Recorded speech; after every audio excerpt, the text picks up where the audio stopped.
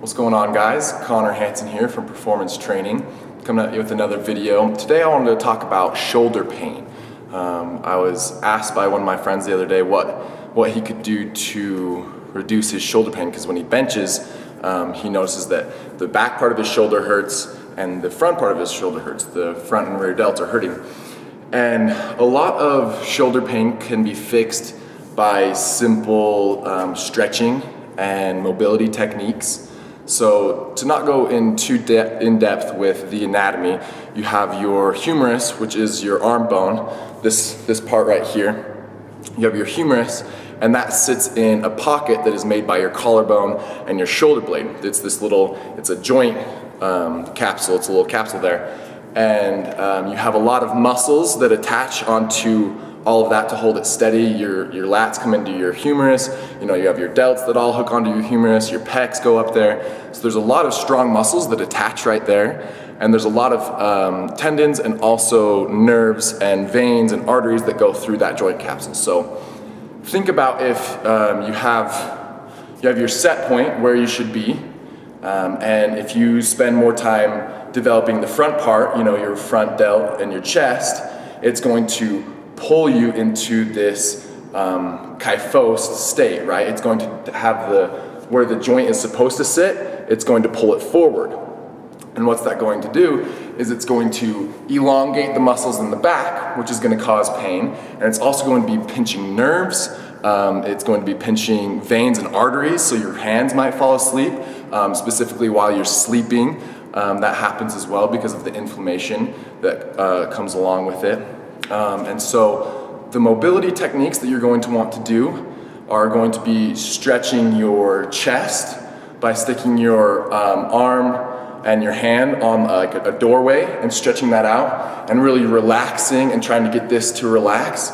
You can also take a lacrosse ball or a baseball or a myofascial release ball, anything like that, and stick it here and go up against the wall or the ground and roll the way that the muscle goes, which is kind of from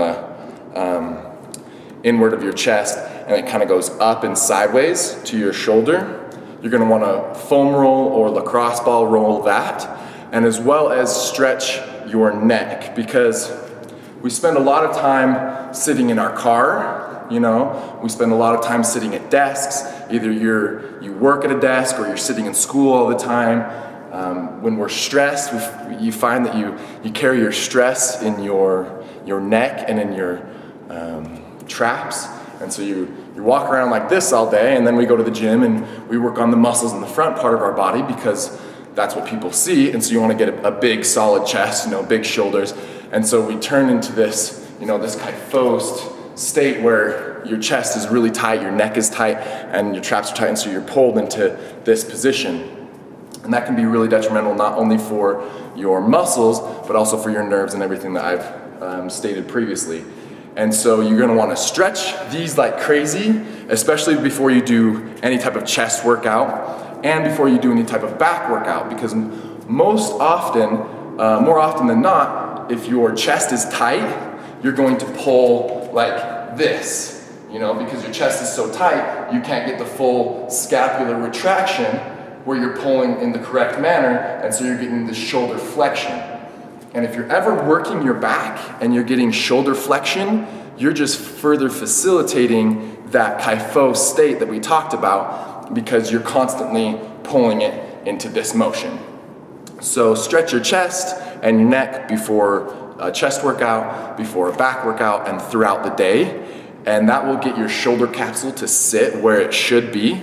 And that, most often than that will cure shoulder pain and shoulder problems. Lots of shoulder replacement surgeries or shoulder surgeries could have been prolonged or completely dissolved and not necessary if the person were to just stretch. And I know that moms, even if they don't work out, moms that are constantly picking up their kids, think about it, you pick up your kid and you're doing pretty much a chest fly to pick up your kid, and then you're holding him, right? Where do you hold him? On your hip, but kind of in front, right? So you're constantly strengthening this portion of your body, and that will cause your humerus to be unaligned. So a lot of information here. If you guys have any questions, feel free to leave a comment in the comment section below, or follow us on Instagram and Facebook, performance training underscore on Instagram, and Facebook is Hansen Performance Training. That's it, guys, and I hope you guys have a good day. We'll see ya.